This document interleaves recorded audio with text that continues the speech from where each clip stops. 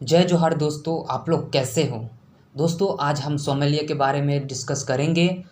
ये सोमालिया देश आजकल बहुत ज़्यादा चर्चे में है। क्यों चर्चे में है? जब से अमेरिका के प्रेसिडेंट जो बाइडन ने सोमालिया पर फिर से मिलिट्री ट्रूप्स भेजने की बात को कही है, तो बहुत ज़्यादा ये हाईलाइट बनी हुई है।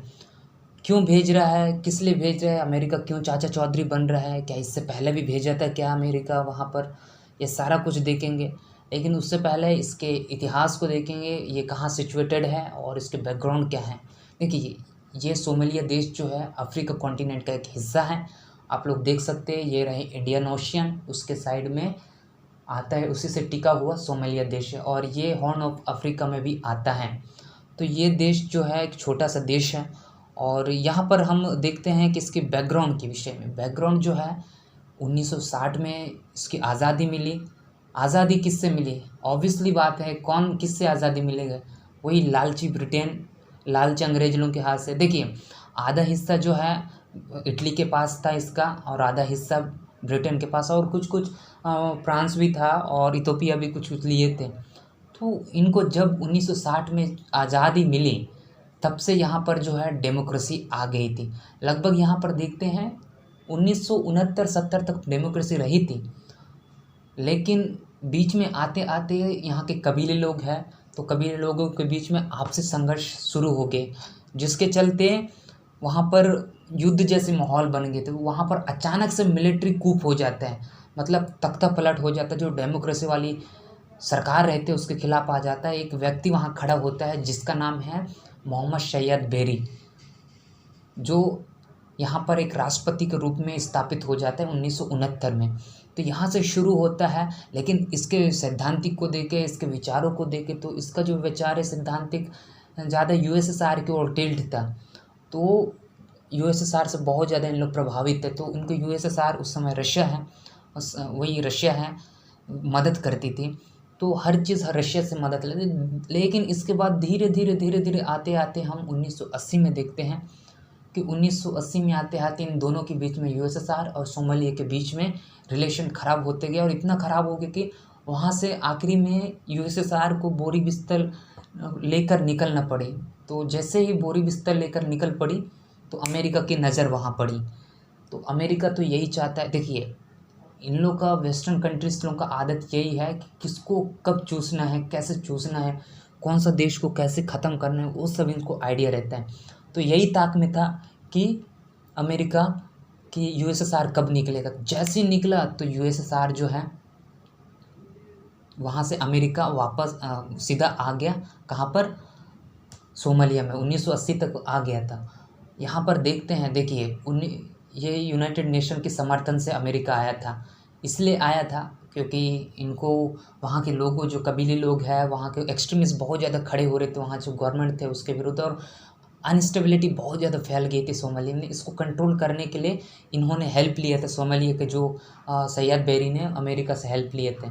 तो उन लोग आ गए थे मिलिट्री लेकर, तो इन लोग लड़ाई कर रहे थे उनके विरोध में, आपसी संघर्ष चल रहा। तो ये सब बातें थे। मैं यहाँ बताना चाहूँगा कि इन लोग, जो अमेरिका जो है, वो यही चाहता है कि कहाँ किसको खा जाना है।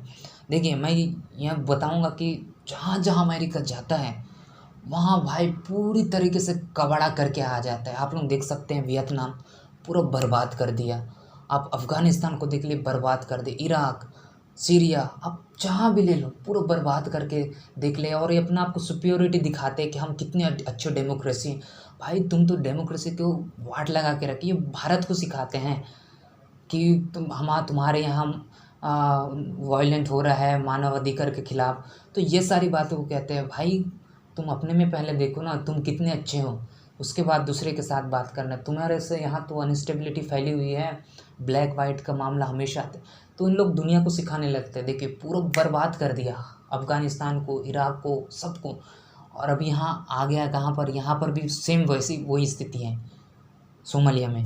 तो इनका जो सोच है उस प्रकार का, उनका मेंटेलिटी उस प्रकार, अंग्रेज लोगों का सोच ही ऐसे है यार। तो मैं बोल रहा हूँ भाई, तुम भारत को मत सिखाया करो, हम दो धारी तलवार है। देखो, अब कहीं पड़ गया ना तो गूदे गूदे को छेद कर देगा तो इसलिए दूरी रहना। तो यही है इनका जो इंटेंशन, थोड़ी अच्छी नहीं है तो वेस्टर्न कंट्रीज़ के। तो आ गया अमेरिका 1980 तक। फिर जैसे जैसे इन लोग दोनों मिलकर वहाँ के गवर्नमेंट के साथ वहाँ के लोगों को मारना शुरू किया, लेकिन 1990 में आते आते अमेरिका ने पूरी तरह से जो अपने मिलिट्रीज़ को वहाँ पर डाल दिया, अपने हाथ में ले लिया।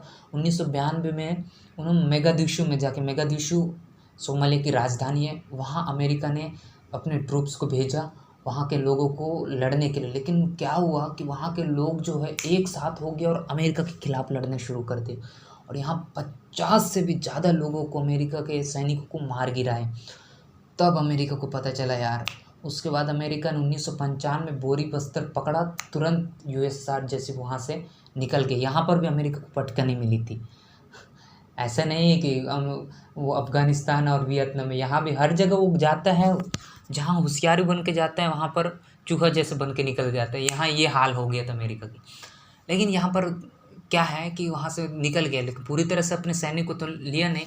आइट साइड में, इथोपिया में, सूडान उडान में जाके उन्होंने अपने ट्रूप्स को रख दिया।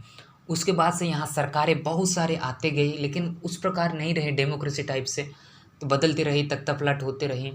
और इस बीच में अमेरिका जो है उन्हें मदद करना भी बंद कर दिया। हाँ, हालांकि वहाँ के जो यूनाइटेड नेशन हैं उनको कई सारे एड्स वगैरह दिए, मदद किए, कई सारे पैसा दिए वहाँ के, लेकिन उनके जो गवर्नमेंट है उन्होंने कहीं ना कहीं रूप से तो उन्होंने भ्रष्ट कर दिया, तो उस पैसे को खा दिया, तो इसलिए अभी वो कभी डेवलपमेंट नहीं हो पाई सोमालिया में। वो धीरे धीरे आते आते हम देखते हैं कि डोनाल्ड ट्रंप की तो पता है 1920 में, तो 1920 में पूरी तरह से अपने मिलिट्रीज़ को बुला लिया था वहाँ से, तो पूरा पुल आउट कर दिया था वहाँ से। आप देख सकते थे वहाँ अफ़गानिस्तान में भी वही हाल हो गया था, वहाँ से बुला लिया तो पूरा बर्बाद हो गया। तो देखिए, जहाँ जहाँ अमेरिका जाता है और निकलता है पूरा बर्बाद करके आ जाते, तो ऐसे स्थिति हो गई वहाँ के सोमालिया के। आज देखते हैं इतने ज़्यादा बुरे स्थिति, इतना ज़्यादा बुरा स्थिति सोमालिया के, लोग भूख से मर रहे हैं। यूनाइटेड नेशन के रिपोर्ट के अनुसार 30 लाख से ज़्यादा लोग भूख से मर रहे हैं, ठीक है, भूखमरी के ग्रस्त हैं। और यहाँ तक कि भूख से जो है 20 लाख से ऊपर लोग मर चुके हैं अभी तक। क्या स्थिति होगी, इसलिए आप देख सकते हैं कितने सारे वहाँ लुटेरे लोग आते हैं। आप जब भी देखेंगे वो समुद्र में पिराइट्स खड़े रहते हैं, लूटते हैं, वहाँ से जितने भी जहाज जाते हैं उनको लूटते हैं। गरीबी बहुत ज़्यादा है, हत्या, डकैती, मतलब सबसे गिरे से गिरे हालात है, देश है ये, बहुत ज़्यादा गरीबी है।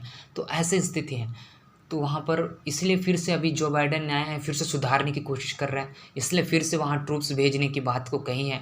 पता नहीं है कितना सच्चा, कितना अच्छे से साबित होगा, ये तो वक्त ही बताएगा। पहले भी तो पटकनी मिल चुका है अमेरिका को, अभी देखते हैं कितना बेहतर पॉलिसी के साथ वहाँ जो बाइडेन जाते हैं, वो देखना होगा, देखना दिलचस्प होगा। तो यही है कि क्या करना है, क्या होगा। अभी हो सकता है अच्छी डेमोक्रेसी आए तो बेहतर इस्टेब्लिश हो जाएगा, तो और भी वहाँ के लोग जो अच्छे जीवन जी पाएंगे। तो ये थी दोस्तों आज की टॉपिक। आई होप कि आपको समझ आया होगा। यदि आपको वीडियो अच्छा लगे तो नीचे KYC की बटन लगी हुई है, आप अपना फिंगरप्रिंट देते जाइएगा ताकि मुझे भी मोटिवेशन मिल पाए। सबको जय जोहार, मिलते हैं नेक्स्ट वीडियो में।